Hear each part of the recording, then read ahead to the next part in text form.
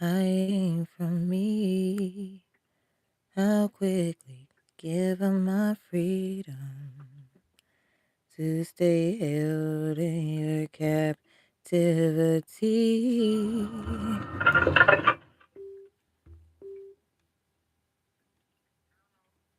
You are. But I hope it's for somebody today or whenever you see this. And I hope it really helps you. And so I'm going to need you to go to places that you have left alone. This is about you going and getting what's yours after you planted the seed. Let's stop waiting for big things to happen before we do what we're supposed to do. Those big things are made up of small moments. They're not. It's not the other way around. Don't have small moments made up of big things. For every dollar, there's 100 pennies. It takes 100 pennies to make $1. You don't always have to have a gift. You are a gift. The best way to find that out is spending time with God. Yeah. Just take your crown and fly. This ain't chess, it's just moves. Take your crown and fly. This ain't chess, it's just moves. Choose to never die. This ain't chess, it's just moves. Take your crown and fly. This ain't chess, it's just moves. Take your crown and fly. This ain't chess, it's just moves. Let's go. This ain't checkers, but this is chess moves. Taking everything I honor from my past and pressing forward. Talking about the chronos and Kuros time and how this whole time I was on board. The chessboard don't have time to be bored, but he making chess moves on God's board, cause this is God's game. Not for the lane, not for the fame, not the glitz, the glam, or the glitter. It's my passion, my love, my now and my future. Ready or not, here I come, cause I ain't running, not walking, I'm bound to fly. I have to let go of the guard. Hello, I'm Lorenza Nicole Molina, aka the Black Butterfly Queen, La Reina Mariposa Negra, and this is View from the Throne. I don't know what's going on with my stuff. There we go.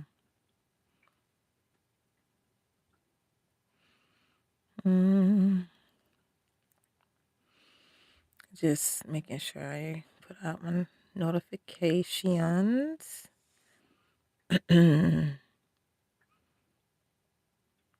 See here.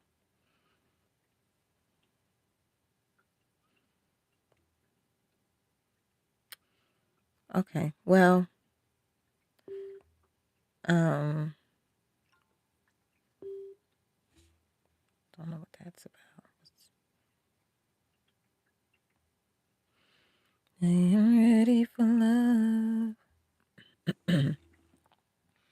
Why are you hiding from me? I'll quickly give up my freedom to stay held in your captivity. I am ready for love. All of the joy and the pain, and all of the time that it takes just to stay in your good grace. If you give me half a chance, I'll prove this to you. I will be faithful, kind, patient, true to a man who loves music, a man who loves art, respects the spirit world, and thinks with his heart. I am ready for love. Okay. Well, anyway. Well, here I am again. It's another Wednesday, and I'm live again with the View from the Throne podcast. There's so many things going on in this world, and excuse me for taking forever to get in here. So many things going on in this world, so many things going on in our personal worlds, and just trying to make the adjustments. I was talking to someone today about identity, and Um, well, before I get started on that, I'm just gonna go ahead and pray. God, I just want to thank you for today. I want to thank you for all that you do. The things that we are aware of, thank you so very much for. But God, the things that we are not aware of, thank you so very, very, very much for. God, thank you for protecting us or keeping us in times where we were so close to being lost, so close, having so many close encounters that we're so unaware of. There's so many things we're not privy to that you are doing behind the scenes. And there's no way to count it all. There's no way to understand it, even if we saw it all, because you are God, um, orchestrating everything. So, God, I just pray, Lord, that, you continue to help anyone that's out there as they go forward in new things, as they go forward with different challenges, as they go forward in silence. Some people have to be in silence to focus. Whatever it is, God, help us to focus on what you've given us to do. Help us to continue propelling forward. Help us not to dwell on mistakes or things not going right, God. Help us to give ourselves grace where we need it and to stand strong where we need to. In Jesus' name, amen. So I was talking about identity, but I was talking about identity with someone today because we were talking about changes and growth and um, going to God about certain things consistently because we're in a season where we need to be like very deliberate about every little thing. I know we say, Lord, direct my steps. The Lord is a light upon my feet. He directs my steps. He directs my path. And it says, seek you first the kingdom of heaven and all its righteousness, and it will be added unto you. We hear that, but I don't think we really know what that means sometimes when it comes to actually applying it. It literally means ask God about everything. Yes, God gives you wisdom. He gives you understanding.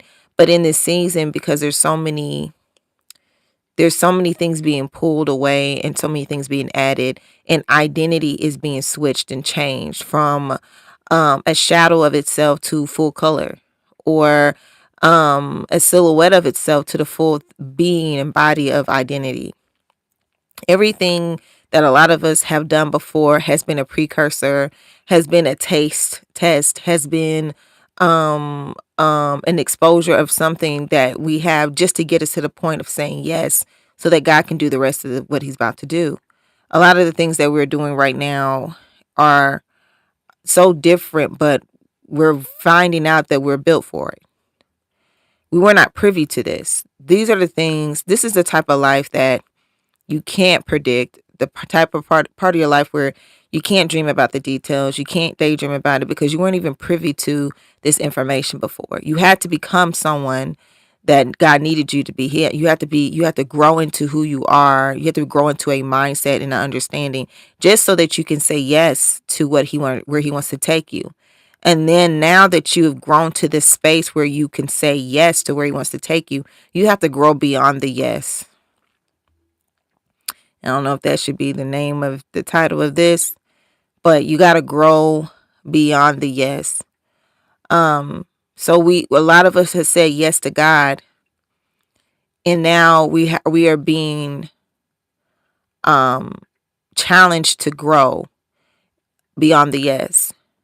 And we are in a tug of war of what yes really means in identity. I kind of talked about identity last week too, but sometimes we're trying to do everything that he's given us to do, but we're not doing it in the identity that he's asked us to do it in. Because when you think differently, you show up differently in rooms. When you think differently, you respond differently. When you think differently, you pray differently. When you think differently, you look at things differently. You either expect or don't expect things. You stop, your desires change. And so a man thinks, so is he. And for you to be who you need to be, you got to start thinking like who God has called you to be. the blueprint has to be um brought back up into the mind, the original intent, what God has called you. And so we need to be seeking God about clarity of thought, when not just in the idea, but how is my thinking? Is it in line with who you've called me to be? How is my heart, my belief system? Because what you identify with here is usually what you believe because of in your heart. And for you to be able to show up in the spaces that seem impossible, you have to be someone else. You be like, oh, I don't know how they do that. It couldn't be me. Yeah, maybe it couldn't been the old you. But the you that you've always been called to be, yes, it can. For example, Tabitha Brown. Tabitha Brown, she really hit at 40, but she had been working and doing things. She's a comedian. I know a lot of people, I don't know if a lot of people realize she's a comedian, actress first, right? And she got started with food. But that's not how she started. She started as doing comedy. She did, I think, some SNL skits or something, or Saturday Night Live or whatever. She did some skits and everything. She was on, she's done little things and everything, acting, and got this, got that, but it wasn't hitting the way she wanted to. She's done stand up or whatever, I believe too. She's done a couple of things before she even was doing cooking in her kitchen, because of how she was sick and what she watched her mother go through and things like that. It inspired her to try something different. Not for a career, for her life. It inspired her to fundamentally change, because when she realized that difference and made the difference for her to where she realized the freedoms, she began to know her new ability to how she could show up. It's hard to show up to work when you're constantly in pain. It's hard to be funny when you're constantly sick. It's hard to deliver what you need to deliver if you're not in the right um posture. Posture is everything. When you work out, some people just go to the gym, they jog, they lift weights and everything, and they don't see a lot of results.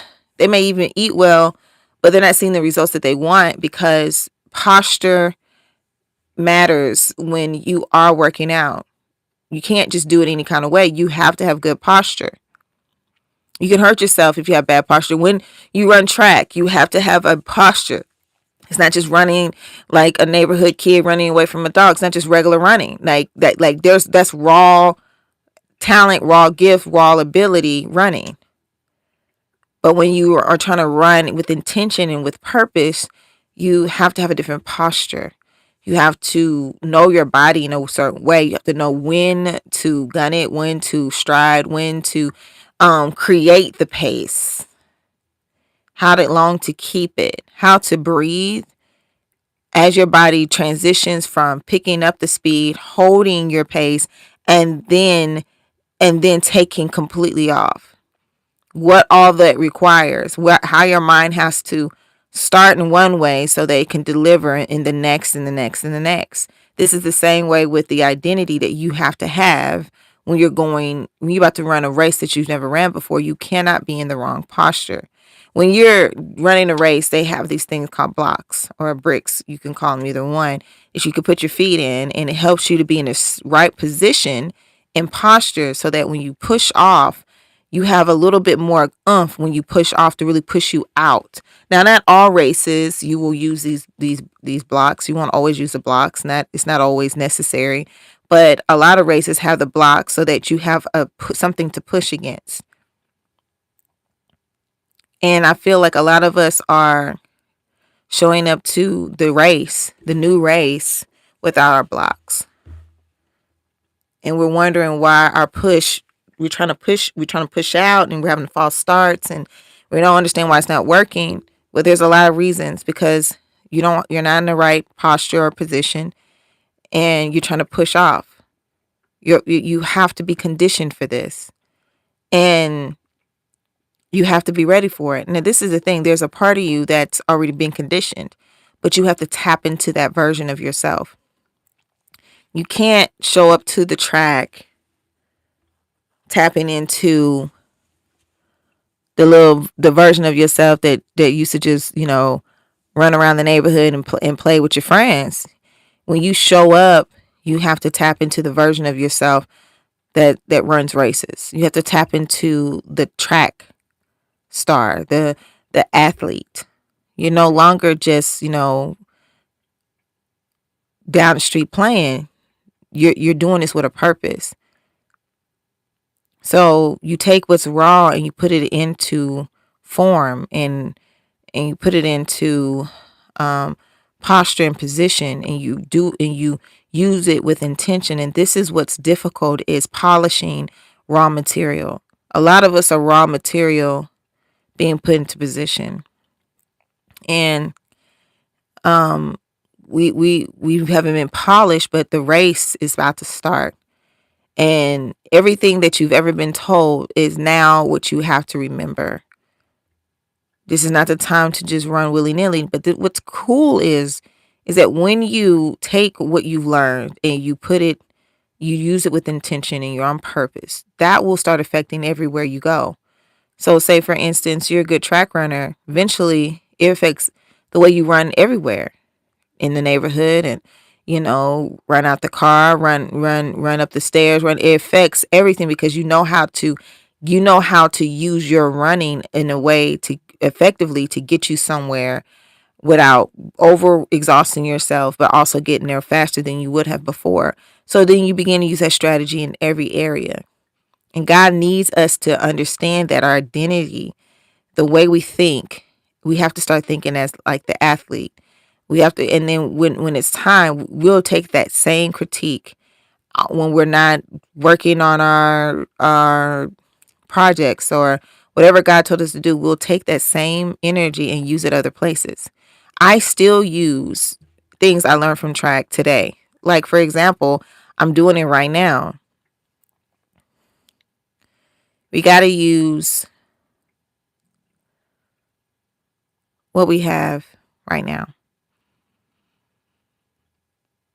We got to be intentional about putting it into practice. Tabitha Brown had all these gifts, but her blocks were the cooking. It was the way that's what pushed her off. That was the posture she needed to be in to push out. Now she has a show, Tab Time. She's had another show that ran for a while. It was a cooking show. She's had a couple of restaurants. One ended up closing or whatever, or it closed, but it was open for a while. She has several books, a couple of cookbooks, and I think 2 books that she wrote, and things like that. She she's now she's beginning to do her acting more and more. She's been on sitcoms and shows. What is it? I forgot what show it was, where she played Kimberly Elise's sister, I think, or cousin or something. She came in, and she's just, she's been doing all this. She has her and her husband over, having their own podcast. Like they've been doing a lot of things. She's made it a family affair. She's brought her brother in, Nick Few, and everything like that. And he is hilarious, by the way. Both of them be cutting up, and I can't get enough of it, to be honest. I want to see Tab and Nick Few cut up more. I have nothing but brothers biologically, and I totally get the brother sister cut up. It is a precious thing. All relationships between siblings are precious. They're just unique, when you have good relationships with your siblings, it's a gift. But anyway, she's been able to retire her husband, as she says, so that he was a police officer, and they leaned on his finances, because they were more consistent, and she did other things and she brought money in here and there, but his was like a consistent flow. And so that's what covered him for a while. And she just didn't want him to have to be out there. And I think he was ready. He has other things that he does, sports team and all this, helping the kids and everything, nonprofit organizations, and they do a lot of things. I can't list it all. Okay, it's a lot of things, and I'm thinking when they were young and everything, and she just wanted to be an actress. That's all she wanted to do. And she did all these different things and looked like it was going to work out, and it didn't. And then it just took so long. And I'm thinking, how did she go from just wanting this one thing to doing so many things and being able to manage it? And granted, she has a team now, but when it was first starting, when it was just her and her husband,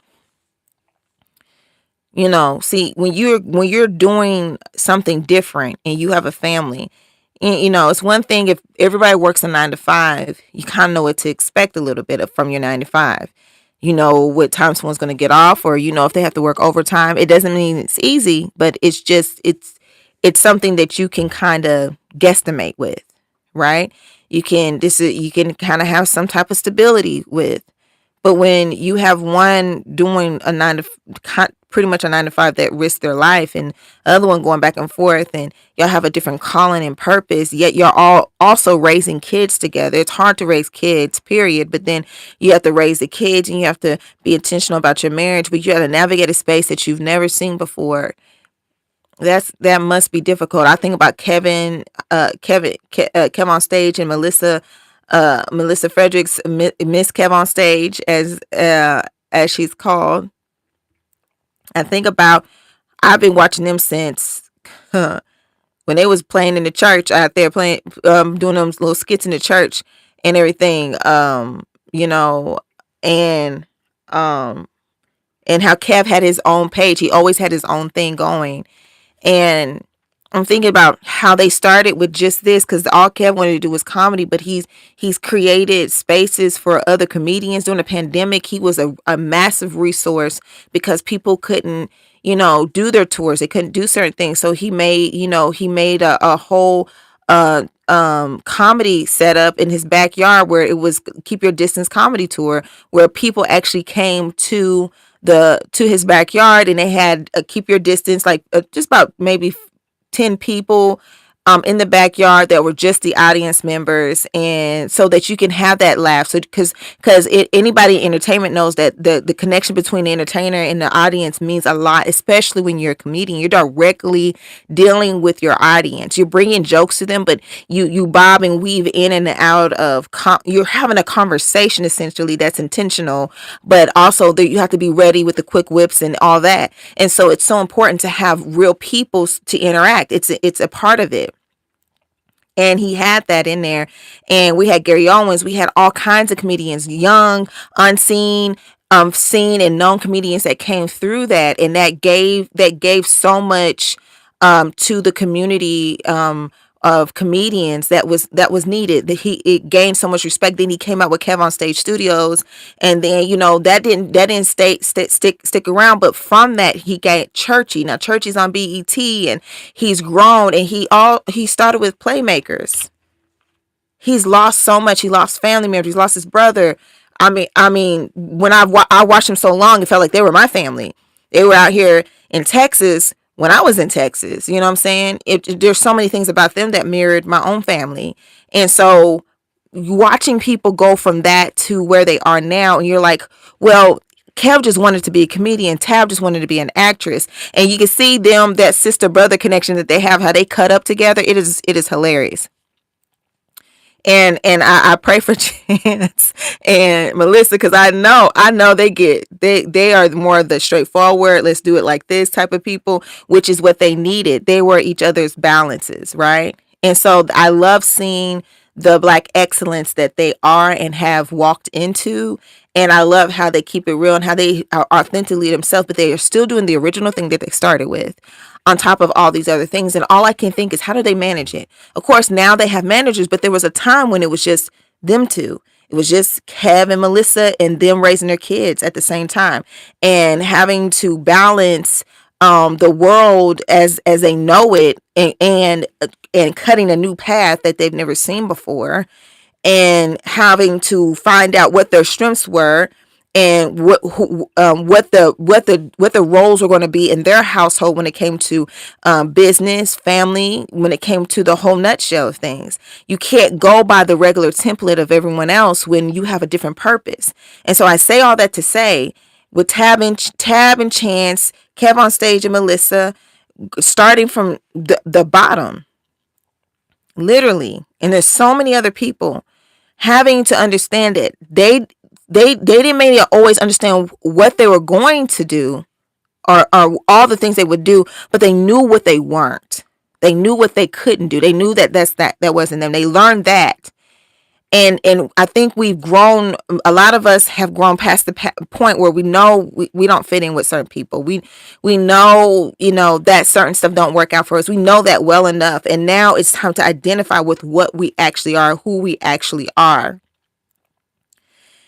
Because it is that person that will have the capacity to hear and follow God's word and structure.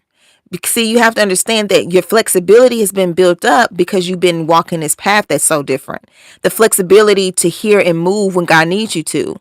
But it's going to feel different. It's going to feel uncomfortable because you have to understand that now you're relinquishing the control you think you had, and you're submitting so that you can follow. The job is not really the business. The job is not really the project. The job is listening to God and doing. That is the biggest thing. That is the foundation of everything. Because then when you hear him and you identify with his word, you begin to identify with the person that has the capacity. A lot of times we are like dams that have our identity is been walled up. The water of identity has been walled up and has not been able to flow through the rest of the river. We think that there's nowhere else to go, but the dam has to break. The water has to break. Anything that is birth and anything that is new always has to pass through water first. If you haven't noticed, a baby when it's born passes through water. Moses going and the children of Egypt passing through water. When you get baptized, passing through water, because it represents the birth. And even when the woman at the well came to get some water, she ran into Jesus and he said, I am the living water. You will thirst no more. You have to pass through water. You have to pass through water. Noah, water. Elijah and Elisha through the Jordan, water. One gets taken up by a chariot of fire, water though. It never changes. For new things to happen, you got to pass through the water. Have you had your water today? Like my mom would say, when you're a little thirsty, when you're a little dry, when you're a little, you need a little bit more. Well, did you have your water? Have you passed through the water? Have you taken up what God has told you about yourself? Have you really just focused on him? And see, this is where I've been trying to do. I've been feeling like there's more. There's more beyond what I've understood. There's a wall where I've hit. And there's more. That's that dam I'm talking about. There's beyond myself, beyond the self that I know. And that's the identity that I need to tap into, because that identity is an identity I can flow in. I can flow the way I need to, because I'll be moving with the water that God has put in me. But a lot of the times we have cut ourselves off. We have limited ourselves. We have put boxes up and walls up that we thought were there to be boundaries to protect us. We thought they were reasonable, and maybe so for somebody else with a different life and a different identity. But this is the thing, you never fit into that, and it has been difficult to navigate because you didn't always understand who you are. So you have to reverse engineer what you were to figure out certain things about yourself. But now that you have come to the place of yes, you've come to the place where now you'll say yes to God. Now he said, okay, now that you've said yes, I need you to let go of everything that as you know it. And this means children, wives, spouse, husband. And what I mean is the way you perceive them, the way you perceive your life, the way you look at yourself, what you thought loving yourself was, you have to be okay with letting that go, because the thing that God is going to use to push you out is not going to be the thing you think. Tab was not looking to be a chef, have clothing line, and she wasn't trying to do all that. Maybe she thought maybe clothing line maybe one day, but she got Donna products. She got clothing. She got plates and dishes. She has a wine. She has hardware like cooking utensils, like air fryers and blenders and pots and skillets and stuff. This woman is covering all bases. When I tell you, you can go and shop all Tab stuff and be set. Okay, you get your cooking book. You can go get her food, her vegan meal prep. You can get the dishes that you need. You can get all the stuff for your house that you need. Oh, by the way, you can get what you need for your baby's hair, your hair. You know what I'm saying? And if you want to watch a little something, you can watch any of the shows she's been in. And if your kids want to learn anything about love and compassion and how to handle things, you can watch Tab Time with them. You know what I'm saying? You want a little laugh, you want a little kiki, you can watch Fridays with Chance and Tab. You see what I'm saying? Like, a whole body of work. For her to do that, she had to have capacity. Yes, it's not by our might, but by the might of the Holy Spirit. But she's still only a person. So how is she doing all this?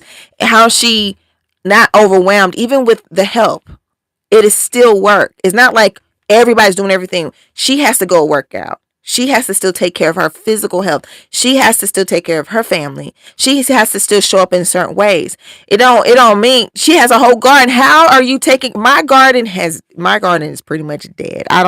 This garden, I don't even know what's going on with it for real. I don't even know. Y'all, it was doing good and just all kinds of things happen. I don't know. It's just a lot. But she is doing all these things, but it's not because she is carrying it all. She is showing up when God tells her to show up, how he tells her to show up. She has allowed capacity for obedience. She has allowed capacity for hearing God. And this is why she has the capacity to move in the spaces that she is. She has the ability to be present because she's in God's presence. So when she's in God's presence and she's listening and she's following and she's doing, she has the capacity to go and do this. It doesn't mean she's not tired. It doesn't mean that she don't feel overwhelmed. It doesn't mean that there are days she's like, God, I'm beyond thin. I'm opaque. You can see through me. I ain't got nothing left. And she still got to show up. Because it's the same dedication when she was driving Uber, when she was showing up to auditions. That is the same dedication. Are you dedicated enough? Are you dedicated enough? Let me tell you, I've been going through some type of difference, some type of feeling like myself in a way I haven't felt like myself in a long time. And I think a lot of it happened around the pandemic. And I think for many people it did. There was maybe a part of you that died, or maybe somebody actually passed and it affected you. There were some very traumatic things in the pandemic, but then there was a lot of grace for me. I dealt with both trauma and grace. Just I still can't explain it all, but it was a lot. And I was angry because God asked me, would I do A, B, C, D, F, G? I gave him my yes. And he said, okay. I was like, oh, it's time. And then the world shut down. And I was stuck like everybody else. Stuck like Chuck is what they say. And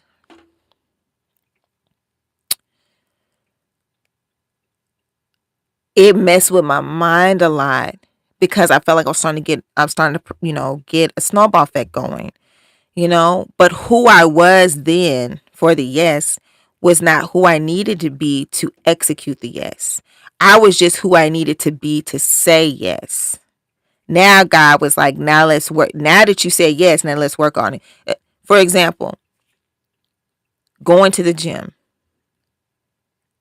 To be the you're not when you start going to the gym, if there's somebody, for example, you had a lot of issues with your health and things like that, and you start changing your diet, and you start, because you said yes to whatever you need to say yes to, because what has been what for you to live this life, you cannot be who you used to be.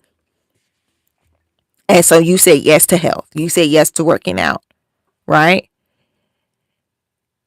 But the person that said yes is not the person that's fit yet. The person that's fit is somewhere down the line. But it's what you went through that got you to the point of yes. Now that you're at the point of yes, you are now open to do the work that will require you to that will be required of you for in order for you to execute and have the results of the yes. And every day you're going to be challenged with, is it a yes again?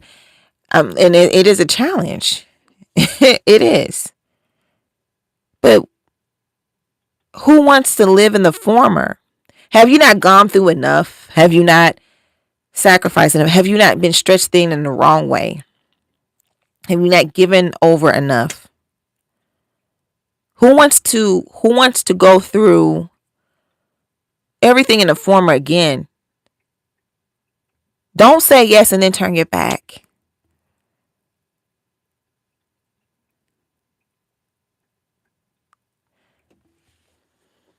Don't say yes and then turn your back, because you are who you need to be to go forward. You are the person that you needed to be to say yes. Now you're in a place where you can receive. Now God can do things, but now this is the thing. He's going to push you. He's going to push you. He's going to push you to break out of the blocks. He's going to push you for the dam to break around the water, because it's time to flow in your power, the thing that God put down in you, that raw ability, but now it's with a purpose. It's not all over the place. It's not little moments of, it spoke to me, a little moments of, oh, that's a cute little hobby. No, now it's time to use it. God said he gives the gift without repentance. The gift comes without repentance, meaning whatever your gift is, that's your gift. You can do it. You can do whatever you want to do with it. But it also says the gift will make room for you. So the gift comes without repentance, meaning free will. And senior, you can, but the gift will make room for you, meaning if you're intentional about it, you'll be successful. A lot of people use the principles in the Bible for wealth. They use it whether they believe it or not. The principles are sound. Even the enemy himself uses the principles of God's word. That's why there's lies. He created lies from truth. He takes a part of the truth, and he understands that planting seeds of anything can grow. He understands that all humans have a measure of faith, and how you believe in what you believe in will give life to that. Doubt is not the lack of faith. It is faith working in the opposite direction. You never lose faith. People like, I lost my faith. No, your faith was always yours. You don't lose your belief system. You change the trajectory of your belief. I hope y'all can still hear me, because my alarm went off. Let me see.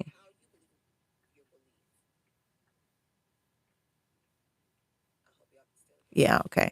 I had to check that real quick. So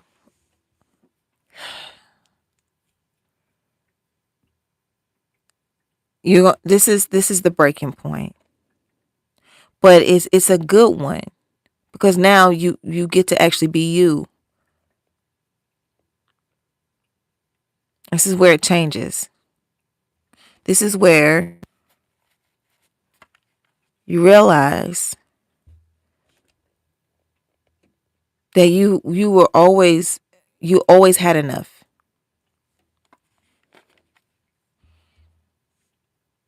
You're more than where you've been, but thank God that you got through that, because it exposed that you had a gift in the first place. But now it's time to actually search it out. It's time to actually know the full potential of it. One of the things I heard is one of the worst things someone can tell you is that you have potential. Hey sis, hey. And I get it. Because if I have potential, then that means I haven't done anything with it yet. Now, if I'm younger and they're like, "Oh, you have potential," that's encouraging. It means I have something to work with. But as time goes on and all I keep is my potential, but I never use it. I never use what I have. I never grow in it. I never let my gift to make room for me. Then how, at a certain point in life, someone telling me, "Oh, well, you have potential," in a space that I've been well aware of for a long time, is no longer a compliment. It's almost like when someone says, "Oh, you're a survivor."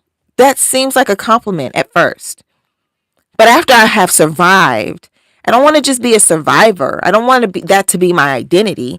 I don't want that to be all I know how to be, is to survive, because now how do I live? Because I did all this to survive, but how do I live? And that's what I mean. We've come to a place where we can say yes, but it's not that it doesn't stop there. Now it's time to live out what that looks like. It's time for it to become not just your identity, but this is your lifestyle. This is how you think, breathe, eat, and feel. And it's hard. It's hard changing your thinking. It's hard changing your heart and your mind. It's hard changing that. But the change starts with letting go of what was never supposed to be there in the first place. Letting go of what you think you have control over. Letting go of walls that were never, that God allowed for a time, like he allowed the wheat to grow with the tare, so that the best part of you would not be aborted too soon. But now the better part of you has to take precedent. It means that the things that you have identified with, whether they were good, whether they worked or anything, it doesn't mean it's not, if it's not God, if it's not for your future,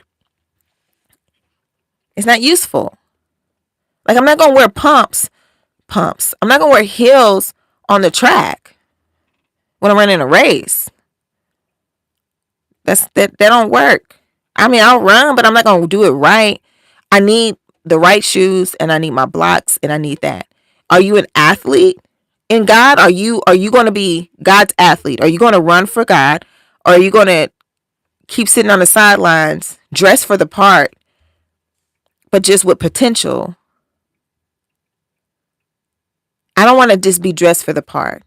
I've spent a long time waiting on things. A lot of the time I had to pause for people, had to pause for this. And this is the thing. I don't regret anything. I'm very grateful because it taught me the things I need to know. But now that I've gathered all the things that I need to gather, I'm okay with letting certain things go. I'm okay with relinquishing what I need to relinquish, because it does not fit the identity of where I'm going.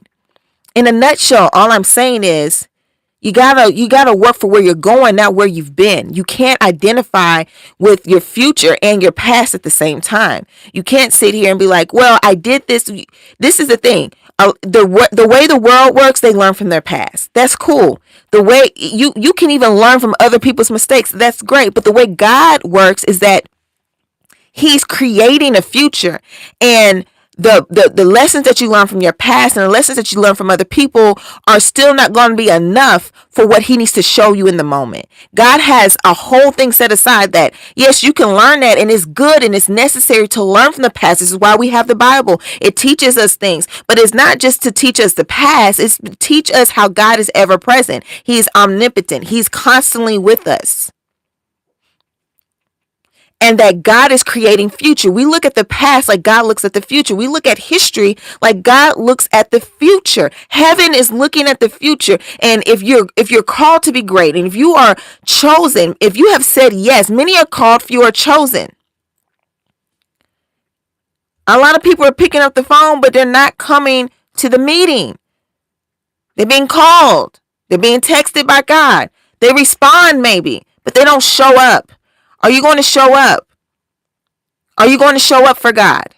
Are you going to show up in because we think we need to have the capacity to carry all these great things. No, we need the capacity to be obedient, not to allow emotions to get in the way, not to allow things to distract us, not to allow how we feel or think or experience to stop us. That's what it means to have the capacity to be you.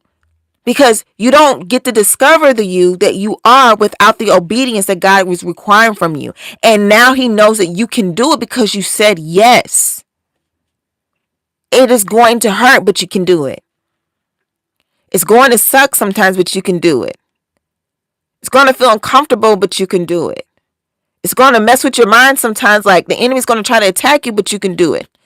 No weapon formed against you will prosper. It will form, but it won't prosper. That's what he said. It won't prosper. That means the enemy's going to try, but you walk away knowing what's true. It won't prosper. And he started this, but I can do it. And I'm not saying that like I just know everything, because let me tell you, I'm being challenged myself. And so I speak as I am walking in it. Okay? And this is not just for anyone listening. This is for me. Like this for me too. Like this is for me. Like I might have to go back and listen to this, because it's not about who's saying it. It's about who gave it to me. It's God.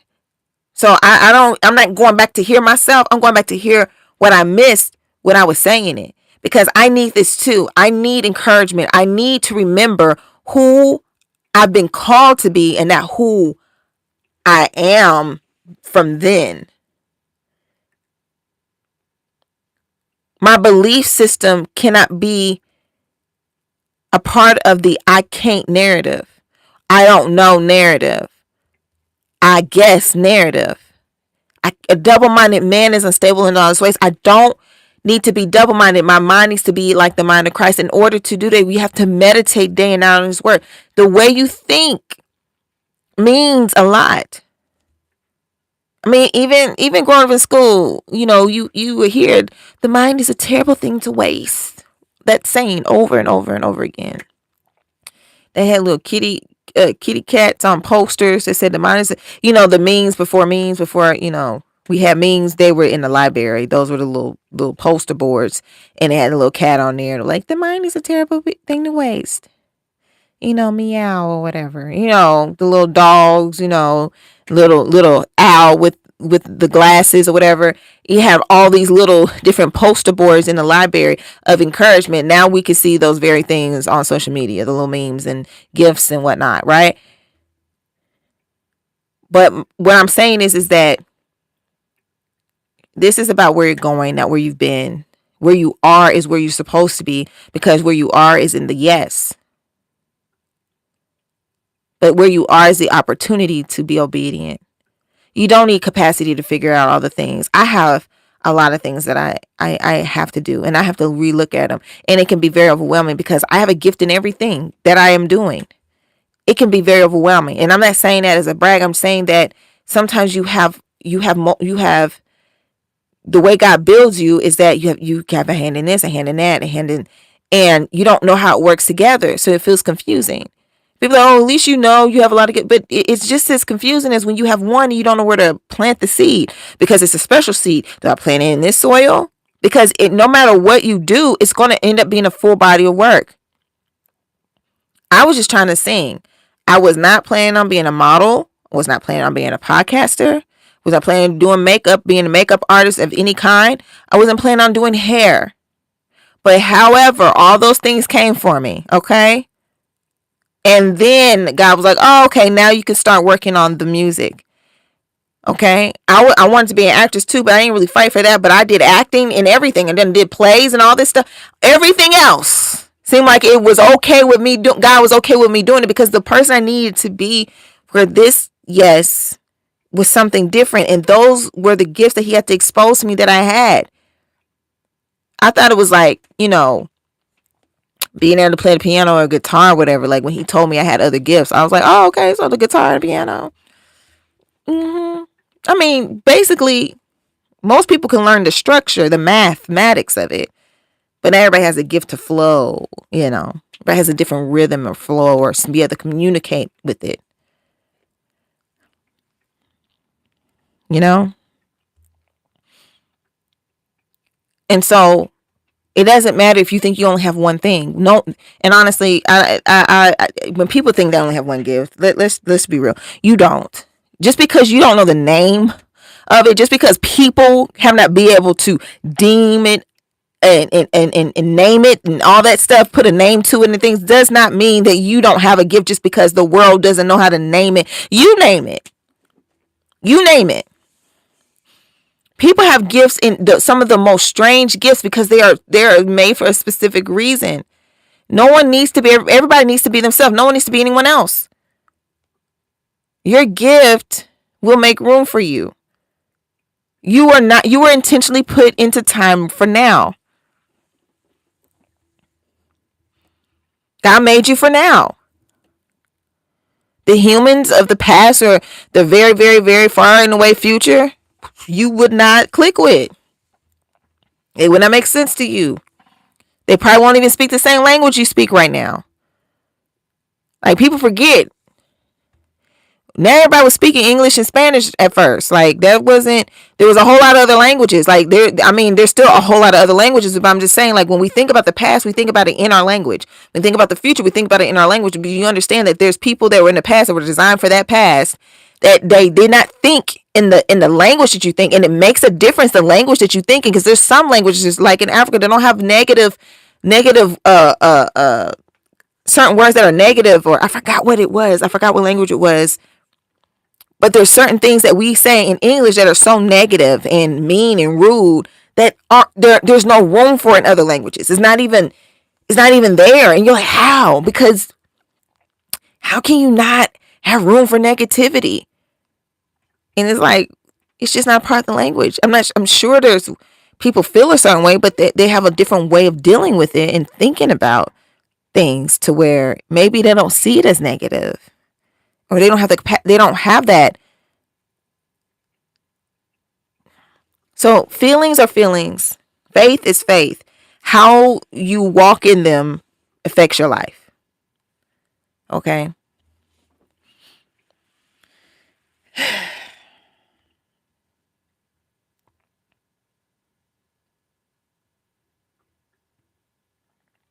So I just want to say, I don't know what has been your challenge. Mine, I'm trying to get back in the gym and work out and be healthier. Like a lot of us probably were athletic in high school, and probably sometime after, I was still pretty athletic after for a while. And it's just, when you have anything happen and everything, that can become more of a reality than anything you've ever experienced before. And it was so much so that it could be a trauma, and it can affect you. And it really takes God to psychologically remove you from spaces. Even when you are doing more emotionally well, mentally well, you have to get the residue off. And now it's time for the game changer, the mind shift, the change. And that's what I'm working on, because I have had some things go on, affect me, things that have happened to where I've been so far removed from the identity of being a dancer and athletic in any form. It's like I still move like that sometimes, because it's so ingrained in me mentally. There's some things, like even when I go for like a quick run to go get something, I will still use strategies from when I did track. And that was like, I was 16, 17, 18, whatever, 19, whatever, doing running and stuff. And it's like, I will still use those little things. They will still pop up here and there. But I'm like so far removed from it mentally. So much has happened. And it's really getting back centered into who God has called you to be, but not really going back, but going all the way in with allowing nothing to stop you this time. And I don't know how much time I have in this world. I don't know how much life that I will live, but I already know I have lived. Okay. And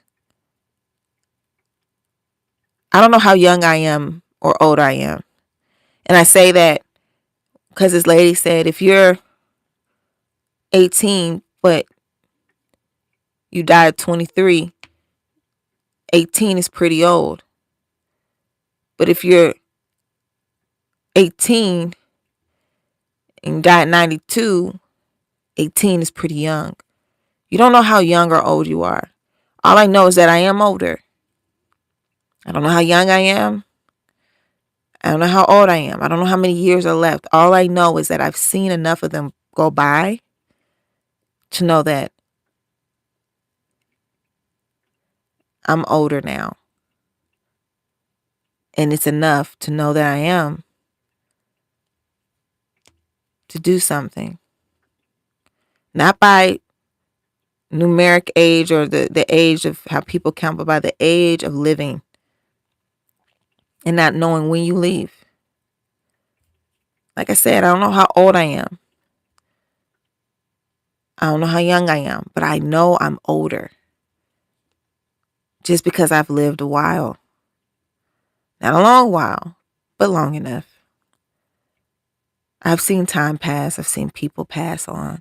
I've seen people born. I've said goodbye and I've said hello. And now that I get that, there's the rest of my life. And whatever that's supposed to be, it has to be with purpose, intentionality, and in the flow. I have to break down the mental barriers, the mental walls that would try to hold me hostage in a space of, or that I don't identify, or God doesn't even identify me in. When I look out, I want to see what God sees. I want to see myself in God's eyes. I do not want to identify, and I don't want to live and move in the way that I've had to move. I don't want to do that. I want to be what God has asked me to, what God has designed for me to be. I want to know what that fully looks like here. I know there's a part of it in glory too, but there's some things that are just for here. And when I leave this world, because we all have to, whether you believe, don't believe, everything has to move forward and out of time and in time. This is what is always true. But when I leave, when I get to heaven, I don't want to look and be like, oh, I didn't do that thing. Because what I leave behind affects somebody else. There's a purpose in my life. And I want everything that God wants for me to flow in this world that I live in right now. So that everything that anyone's supposed to be inspired by, feel loved through, have a good experience in, that they still have that even when I'm not there. That's what a legacy is. And a legacy is something that's woven down. I want it to be so effective that the DNA of my grandchildren feel the shockwave.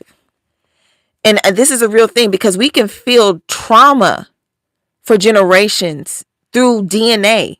Literally, you can find memory in DNA, just like you can find memory in muscle tissue, scar tissue, ligaments. Memory is not just your brain, it's how your body remembers. That's why when some people get certain massages, or you're starting to get back into working out, you can get emotional and start crying because you're dealing with a trauma that got locked up in your body at a certain age and a certain time. Trauma is not just psychological, it's physical. And it gets passed from generation to generation. And it's not just with words, it's through blood. This is why the blood of Jesus is so important. Because then when you ask God to lay his blood over your bloodline, he begins to do a deep working inside. This is why when people doing blood bonds and stuff, no thank you. I got enough blood running through me from ancestors I never met that I still deal with their drama because of whatever they dealt with. But through Jesus, I can be free from all those things, and everything that belonged to them that they didn't get to open up, the presents that they didn't get, I get to receive and pass down. And that's what I want to do. I want to be the one that he needs me to be right now, so that maybe there's somebody else in my legacy and in my lineage whether they're by blood or by inspiration. They can be who they need to be. I want them to know, if they ever hear this, if it's 10,000 years in the future, I want them to know that they mattered. I show up to this space knowing that people probably won't hear a lot of the things I'm saying until I'm done with this and I'm on to something else. Because every brick of the house matters. The foundation, the pipes, the electricity, the grass, the trees. Everything that you put into a home matters. And this is just my bricks. I don't know how big my mansion is. I don't know how big my legacy will be. I don't know how many people it would affect. I just know that I gotta put the bricks down. I don't always want to come. I didn't ask to be a podcast. This is not a dream of mine. This is not what I wanted. This is what God gave me to do. So I am who God has called me to be right now. And I am who God has called me to be tomorrow. And I am who God has called me to be from here on out. Because I have to show up. I don't know the full capacity. In Corinthians 13, it talks about love is patient, love is kind. But there's a part down towards the bottom where it talks about how while we are in this earth, we only know things in part. But when we are in heaven, in front of God, we will fully know as we are fully known, meaning God fully knows who you are and your impact in this world. And you get free will. And he knows how it will all affect everyone. And he has a plan for every direction it can go. His will still supersedes any decisions we'll make. But I want to be a plan. I want to be in God's tapestry. I want to be a part of the grand purpose of God. Because then what's the point of being here if I'm not gonna tap into God's purpose? It's not enough just to exist. We are God spoken, God made, and God orchestrated. We are creatures that he formed by his hand. We are made in the image of God. We are made with purpose to operate with a purpose. If you're feeling empty, you're feeling like you don't have one, it's a lie. You do have one. The reason why you feel empty is because you're not tapped into what it is. But you just being in time where you are is intentional, and there's a purpose for it. And all things work together for the good of those who love the Lord and who are called according to his purpose. Do you love God? Have you been called according to his purpose? Yes. It works out for you. It's amazing because God can cover the future, the present, and the past. He will show you where he's always been once you start tapping in. He will show you what you can get out of even what happened to you in the past. That you're greater than your experiences. Because the experience is only part of what we know. It's one of the things that we know in part. But God is calling us to be our whole selves. And it doesn't mean that we see everything. It means that we decide to believe him anyway. It means that the day you decide to believe God at his word, he said, I'm better than this. And I'm going to start acting like it. That's the day you decide to be your whole self. You're not always going to feel whole. May feel broken. You may feel battered, mistreated. But when you decide to live in what is true is when you decide to be whole. The woman with the issue of blood, all it took was a decision. She reached out and grabbed the hem of his garment. And he said, I felt power leave me. She took what was available. It was always free. So you understand that the power of God is free. It's freely sitting there like a pot of gold just waiting to be used. And this is the thing, it never runs dry. No, but we're not reaching. We think we got to do all these things to get ready for it. But this is the thing, it's always there. And no matter where you are, it's always there. You cannot outmaneuver yourself from God's power. God's power is everywhere because God is everywhere. God is not separate from his power. His power is not locked up in a wand and he bippity boppity boo you. God is the ultimate power. He is the source. Everything else is a resource. He is the creator. Everything is made from creation. We make trees from created trees that God created. We know how to create a light bulb from learning about electricity and the sun. So we learn how to take an electric spark and hold it long enough so it look like the sun. But we wouldn't know what to do if we didn't have the example of a created sun. This is why it baffles me when people think God is not real, because how are you making things and it has a precise look and rhythm to it, and you look into DNA and you look into numbers and sequences and they all have rhythm.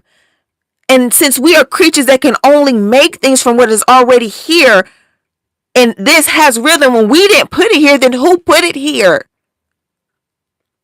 God is the creator. We're makers. He's creators. He's creator. But since we're made like him, we are made intentionally to do something. We are our hand. When you feel like you're not doing nothing, it's because you stop believing you have a purpose. Somebody told you you're not good enough. Who are they to tell you they don't know nothing. They don't know who you are. Half the time, they don't know who they are.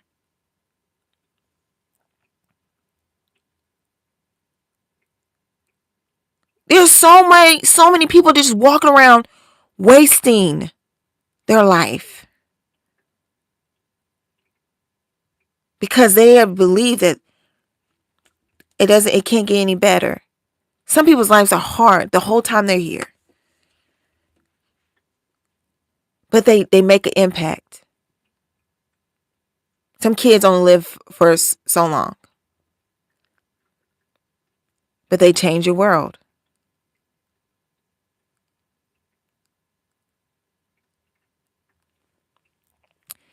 I've been pregnant 4 times and I only have 2 children. I lost 2. But for every child I lost, God gave me a child. But it doesn't mean that children are expendable. My last child that I lost I was almost 5 months pregnant with them and miscarried them. Actually, they passed in me, and they were past a certain amount of weeks, so they asked me did I want to have a funeral. And I remember before it happened going to the doctor's appointments, and something didn't feel right. When I looked at the ultrasound, I looked at other things, something wouldn't feel right. And I remember talking to God on the floor all day one day. Nobody was home. It was just me, my oldest son right now. Nobody was there. And I walked the floor and I talked to God. I was like, something's wrong. I don't know what it is, God. And I saw these different scenarios of this child's life, what it could be. And none of them were with him having the ability to do everything I would want him to be able to do. I saw him not being able to move in life. And I said, God, if I don't have capacity if you give me more children, am I going to be the mother I need to be? Am I going to be the mother I need to be for the child you already given me? And for whatever child you might want to give me after this? Am I going to be able to be the mother I need to be? Or am I going to lose my mind? Because if it's anything that I would have, if it would take me away from being what you need me to be, and I neglect what you get, because you don't give us things for us to neglect things. But if I am going to be the mother I'm supposed to be to all the children, the wife or whatever, if I'm not going to be to show up in life the way I need because I obsess over this, then let your will be done. But if I can do this, then let your will be done. But your will, not my will. This was in a nutshell. Mind you, it was all day. All day. I was by myself all day. And so it was something wrong. A week later, I feel fire in my belly, like something got ripped from me. And then I go to the doctor a couple of days later and find out. Forgot about the prayer. God let me have a dream about this child and everything. Child is fine. But I learned from just being pregnant with this child. I learned from being pregnant with my first child, both of them, that no, it's not, God gave me a lesson on, it's not about the time someone is here always. It's not about like if they live 1,000 years or two. It's about the impact that they leave. You got to trust God beyond what you can see. And to be honest, my pregnancies, each pregnancy is so bad that every time I have a rare condition. Every time I'm pregnant, that it's so bad that I can lose a baby, or I could probably die, and I've almost died. And if I would have went full term to this baby, then by the time I would have had Uriel, I probably would have died, because I would have, each time it's worse. I don't know. I don't understand it. It's just something, that's the way it works. It's just every time you're pregnant, it's worse the next time. And the time I was pregnant with my last son, I almost died a few times. I blacked out, and I almost slipped into a coma. I had to have blood transfusion. It was really bad. And he could have died. He almost died. I wouldn't have capacity to carry him if I wasn't willing. And there was a purpose for me trusting God in that. But this is the thing. Just because I lost a child here didn't mean I lost my child. My child is still mine. I will still always forever be the mother of all the kids that ever lived in my womb. And they are in God's hands. And they're good. I got the 2 here that I got to cover. I got the 2 here that I got to teach. I got the 2 here that I got to, but there's a reason why one was a shield for the other. And it always felt like that, like one was a shield for the other, because of things that happened during those 2 pregnancies. But there's no greater love than for a brother to lay down his life, a man or a woman or whatever, to lay down their life for their brother or their sister. There's no greater love. And from what I understand, people, before they get here, they're begging, hey, when do we get to go? We don't understand fully everything. I still don't understand fully everything, but I can't help but feeling that those 2 were the shield, so these 2 could be here. Because they would come after, and God would tell me, this one's the promise. This one's gonna live. This one's gonna make it. And He gave me Gabriel your name, Uriel's name, similar in the same way. I did not name them. God told me what their names were. We didn't name them. God was like, their name is blah, blah, blah, blah, blah, Gabriel and Uriel. Like, that's what He told me. And God even gave me the dream about Michael, the one that I would have had, the second one. And Raphael, the oldest. That's what their name. Those are the names of the archangels. And what's crazy, I used to say I wanted kids with the name of the angel names.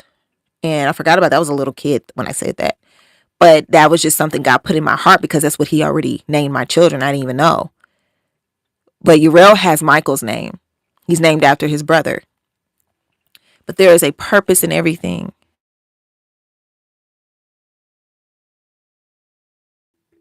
Okay, I don't know. But Uriel has Michael's name. He's named after his brother. Okay, I gotta see if y'all can hear me, because somebody just called me.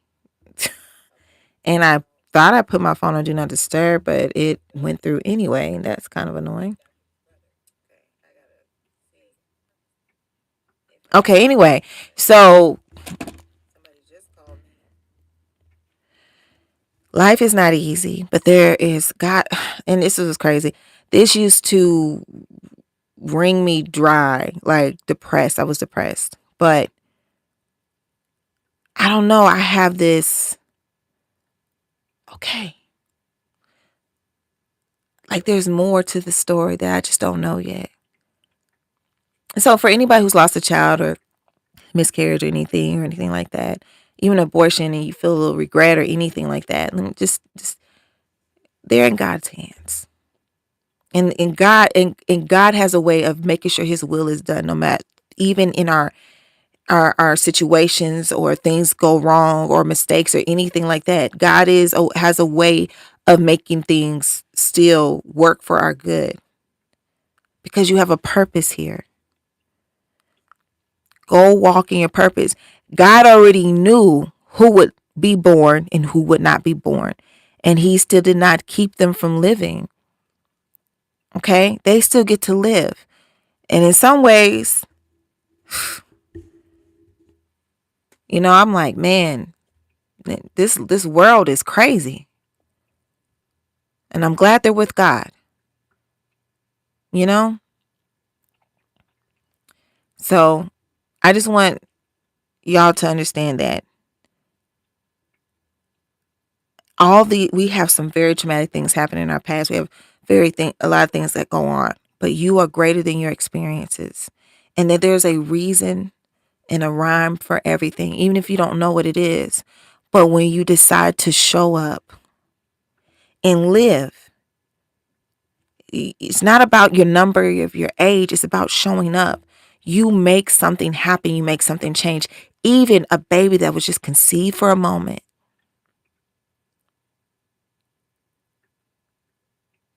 changed everything. It made me more grateful for the child I had. It made me grateful for the child that came.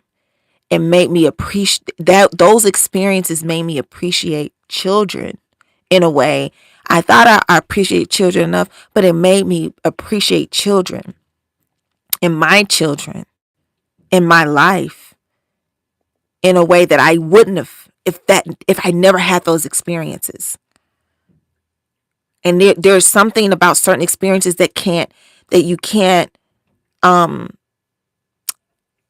you can't forget, but you have to remember, even in that, there's more. And God remembers. Life is hard, but you have a purpose. And even though I learned from those experiences, and I'm great, the experience I want to have now is stepping fully into the identity. I don't want to abort my purpose or miscarry at that. Okay? Because I don't know if I'll get to learn from that. I don't know if I'll gain anything from that. I don't know. But all the other things, the great thing about these other experiences is that you get to learn from them. You get to gain from even the most painful things. And so we gotta be okay with burying the past. Let the dead bury the dead. We have to be okay with burying that. It doesn't mean it'll be easy, but where one thing dies, something does live. And maybe you feel like it's too early. Maybe you feel like you haven't lived enough life yet, and you don't feel like you can commit to God. But let the former you, even if you don't feel like you know enough, let that die so you can be fully who you are now.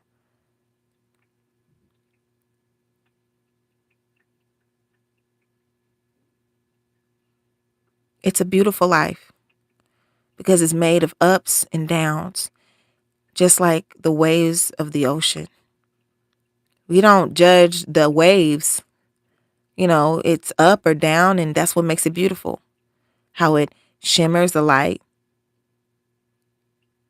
You need all of it, the ugly, the great, and the wonderful, for it to be a truly beautiful life. It is human, but it's also God is in there.